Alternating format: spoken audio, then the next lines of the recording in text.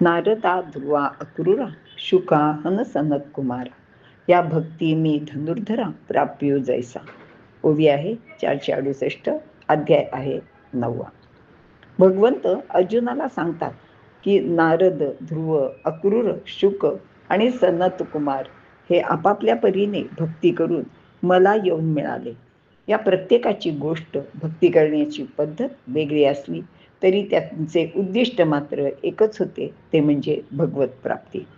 यापैकी आता आपण अक्रूराची गोष्ट पाहूया. अक्रूर हा मथुरेतील राजा कंस याच्या दरबारातील एक मानकरी. या अक्रूरावर कंसाचा खूप विश्वास होता. कंसाने सांगितलेले कोणतेही काम तो अगदी प्रामाणिकपणे करीत असे. गोकुळामध्ये नंदाच्या घरी श्रीकृष्ण लहानाचा मोठा होत होता. हा श्रीकृष्ण वसुदेव देवकीचा 8वा पुत्र आहे हे कंसाला कळले होते. मग त्याला मारण्यासाठी त्याने अनेक असुर पाठवले होते. कृष्ण अगदी तान्हा असताना पुतनेसारखी दुष्ट राक्षसी रूप बदलून आली, पण कृष्णाने तिला सुद्धा ठार केले.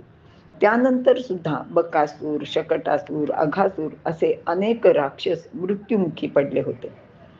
तेव्हा आता कंसाने एक योजना आपल्या मनाशी पक्की केली की आपण त्या कृष्णाला इथे मथुरेतच बोलवून घेऊ आणि मग त्याला मारून टाकू.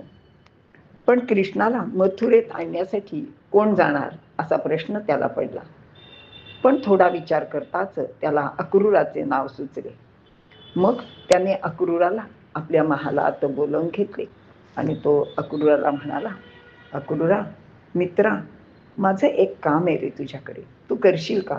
खरं म्हणजे फक्त हे काम तू आणि तूच करू शकतोस, म्हणून माझी तुला विनंती आहे. अक्रूराला आश्चर्य वाटायला लागलं की आज हा राजा एवढा माझ्याशी विनयाने का बरी बोलतोय. मग अक्रूर म्हणाला, महाराज, मला शक्य असेल तर ते काम मी नक्कीच करीन, आपण विश्वास बाळगा. मग कंसांनी त्याला सांगितलं की हे बघ, तू असाच गोकुळात जा आणि तिथे नंदाच्या घरी असलेला श्रीकृष्ण आणि बलराम या दोघांना आपल्याकडे घेऊन ये. अरे कसे झाले तरी ते माझे भाचे आहेत, माझ्या बहिणीची मुलं आहेत, तर तू त्यांना इथे घेऊन ये, कारण आता आपल्याकडे धनुर्याग करायचा आहे आणि इथे एक खूप मोठा समारंभ आहे. त्यानिमित्ताने तू ह्या सगळ्यांना घेऊन ये. ते इथं शहरात येतील, इथली मजा घेतील, इथलं सगळं ऐश्वर्य पाहतील आणि त्यांनाही एक प्रकारचा आनंद मिळेल. तर तू तसं कर. अक्रूर म्हणाला, ठीक आहे. पण अक्रूराला माहिती होतं की कंस इतका सरळपणाने ह्या दोघांना इथे बोलवत नाहीये.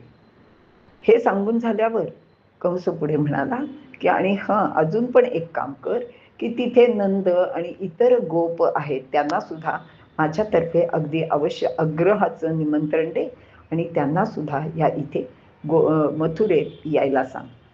अक्रूर म्हणाला, ठीक आहे.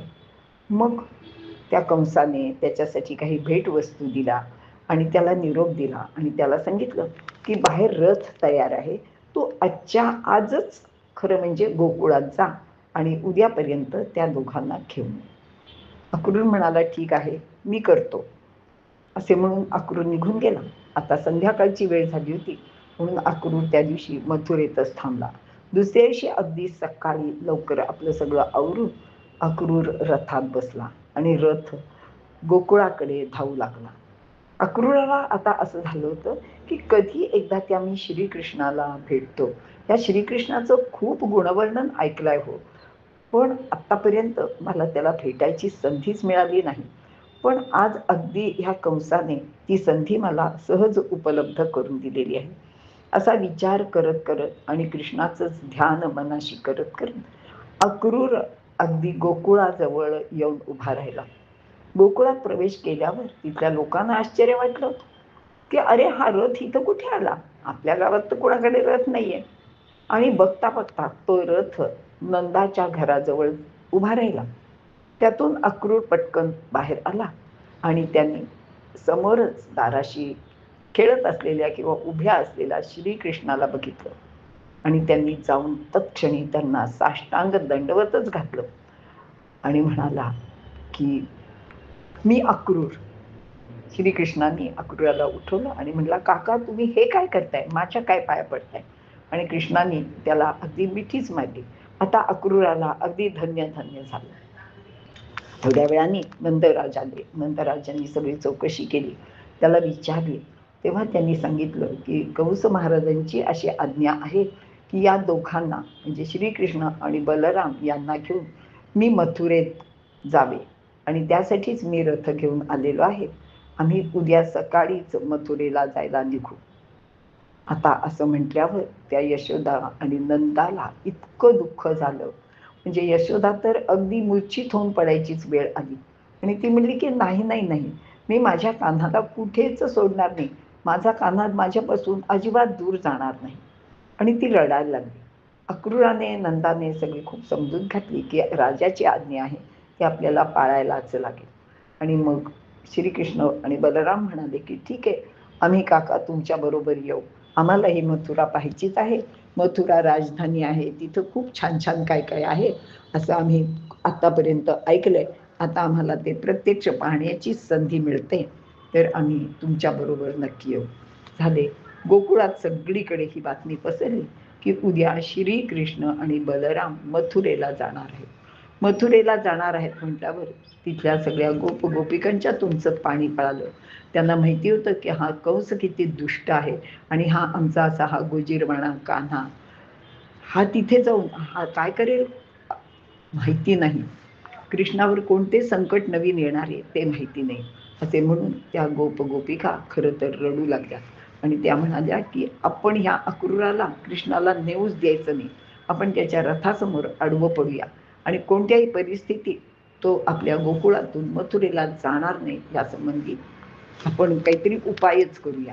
झालं. दुसऱ्या दिवशी सकाळीच गोपिका सुद्धा उठले आणि मथुरेच्या मार्गावर म्हणजे गोकुळ आणि मथुरेच्या मार्गावर तिथे आपण ज्याला वेस म्हणतो तिथे जाऊन उभे राहिले आणि ते त्या अक्रूराला शिव्या द्यायला लागले. गोपिका तर म्हणाल्या, अरे तू कुठला अक्रूर रे, तुझ्यासारखा तो क्रूर माणूस आम्ही जगात पाहिला नाही.